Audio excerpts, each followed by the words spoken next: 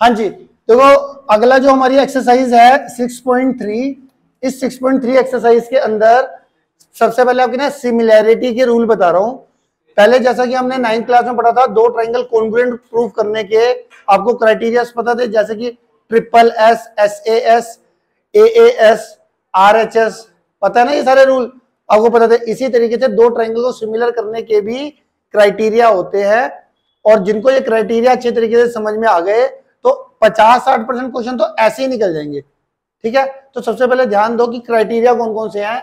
दो ट्राइंगल को सिमिलर करने के टोटल 4 क्राइटेरिया होते हैं। ठीक है, तो 4 क्राइटेरिया क्या है? सबसे पहले होता है triple A criteria. Triple A criteria क्या होता है? मान लो एक ट्राइंगल के तीनों एंगल दूसरी ट्राइंगल के तीनों एंगल के बराबर है।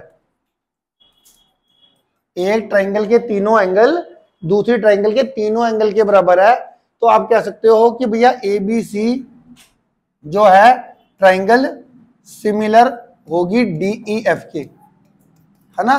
कब? If angle A is equal to angle D, angle B is equal to angle E, angle C is equal to angle F।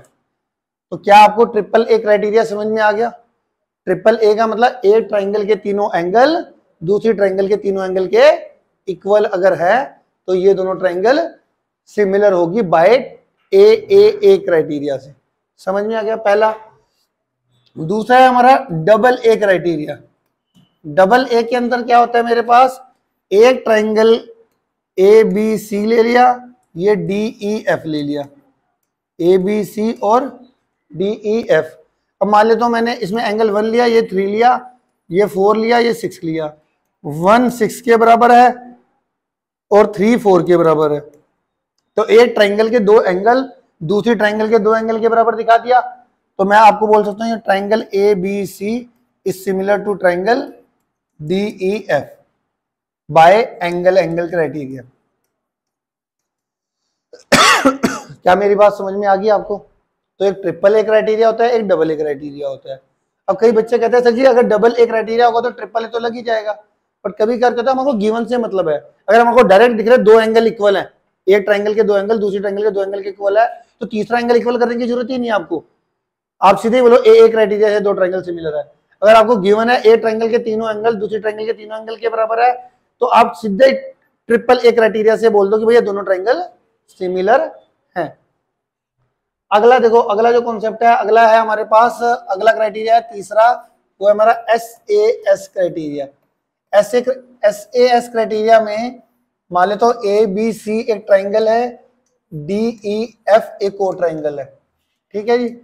अब इसमें एक बात का ध्यान रखना, जो बोलते हो ना जैसे वो सही बोलना। इसमें ज्यादातर क्या बच्चे बोलते हैं, दो साइड और एक एंगल। एक ट्राइंगल की दो साइड दूसरी ट्राइंगल की दो साइड और एक एंगल इक्वल होना चाहिए, ऐसे नहीं बोलना आपने, जैसे मैंने अभी बोला है।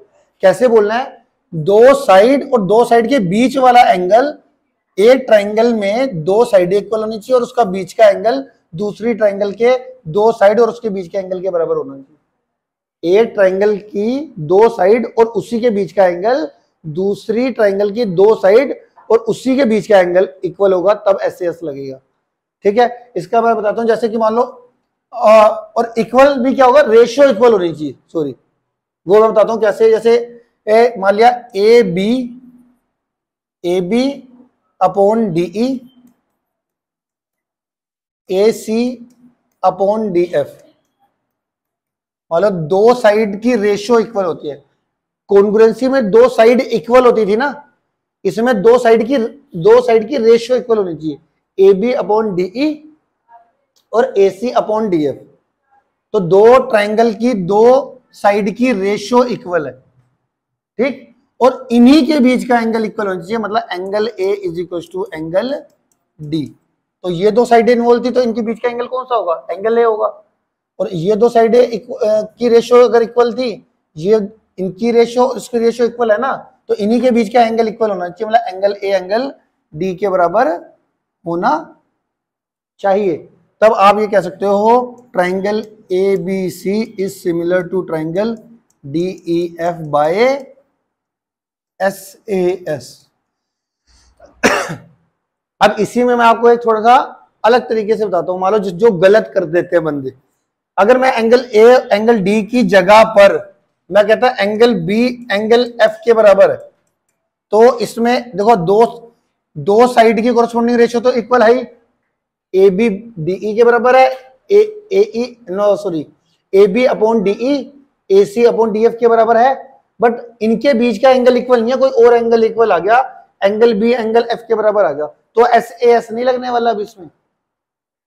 समझ में आ रहा है मेरी मतलब कि मैं ये आपको समझाने की कोशिश कर रहा हूं, अगर ये साइड और ये साइड की रेशो ये साइड और ये साइड की रेशो के इक्वल है, तो इन्हीं के बीच का एंगल इक्वल होना चाहिए, तब S A S criteria apply होगा। तो कभी भी आपने इस एस ए एस को ऐसे नहीं बोलना दो साइड और एक एंगल, आपने हमेशा ऐसे बोलना है दो साइड का मतलब दो कोरस्पोंडिंग साइड की रेशियो इक्वल होगी और उन्हीं के बीच का एंगल इक्वल होगा, तब एस ए एस अप्लाई होगा। क्लियर है? तो ये ऐसे इसमें एस ए एस नहीं लगेगी, ऐसे एस ए एस लगेगी।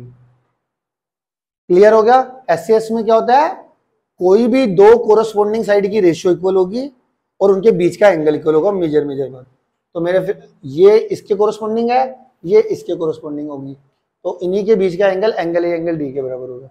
तो ऐसे से मैं बोल सकता हूँ ये दो ट्रायंगल सिमिलर है। ठीक है? क्लियर है? चौथा क्राइटेरिया है S S S. S S S criteria में क्या होता है कि एक ट्रायंगल की तीनों side A B C D E F, तो मैं एग्जांपल ले रहा हूं, मान लो इनकी कोरस्पोंडिंग ए बी के कोरस्पोंडिंग लेट कर लेता हूं डी ई है, तो इसके कोरस्पोंडिंग लेट कर लेता हूं ये है, बी सी के कोरस्पोंडिंग लेट कर लेता हूं ई एफ है, और ए सी के कोरस्पोंडिंग कौन सी है, डी एफ है।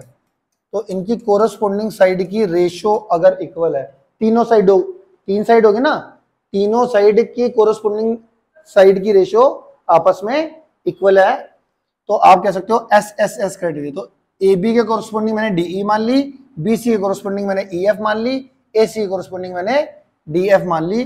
तो अगर इनकी कोरस्पोंडिंग साइड की रेशो इक्वल है, मतलब तीनों साइड की रेशो इक्वल है, तो एस एस एस क्राइटेरिया से triangle A B C is similar to triangle D E F हो जाएगा by S S S rule.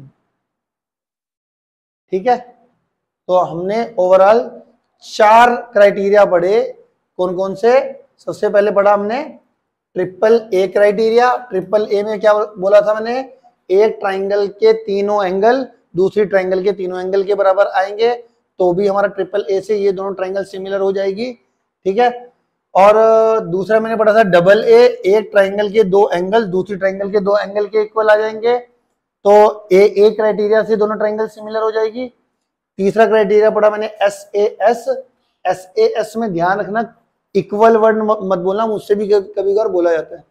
S A S के अंदर दो कोरस्पोंडिंग साइड, मतलब एक ट्राइंगल की दो साइडें जो हैं दूसरी ट्राइंगल की दो साइडों की रेशियो इक्वल होगी। ए समझ में आ रहा है कैसे? जैसे ए बी के कोरस्पोंडिंग मैंने डी ई मान ली और बी सी ए सी के कोरस्पोंडिंग मैंने डी एफ मान ली, तो अगर इनकी दो कोरस्पोंडिंग साइड की रेशियो इक्वल हुई, दो कोरस्पोंडिंग साइड की रेशियो दो कोरस्पोंडिंग साइड की ratio equal this upon this is equal to this upon this, दो कोरस्पोंडिंग साइड की रेशियो इक्वल हुई और उन्हीं के बीच का एंगल इक्वल हुआ, तो हम कहते हैं एस ए एस, मतलब दो साइड और उनके बीच का एंगल, दो साइड उनके बीच का एंगल, तो दो कोरस्पोंडिंग साइड की रेशियो इक्वल और उनके बीच का एंगल इक्वल। क्लियर है? तीसरा मेरा है एस एस एस, फोर्थ मेरा है S S S criteria. S S S में क्या होता है, एक ट्राइंगल की तीनों साइड और दूसरी ट्राइंगल की तीनों साइड की कोरस्पोंडिंग साइड्स की रेशियो आपस में क्या होती है, इक्वल होती है। ठीक है? तो हम एस एस एस क्राइटेरिया से ये दो ट्राइंगल को सिमिलर बोल सकते हैं। ठीक है? तो ये मैंने बताया आपको अभी रूल कि कितने रूल से या कितने क्राइटेरिया से दो ट्राइंगल को मैं सिमिलर कर सकता हूं।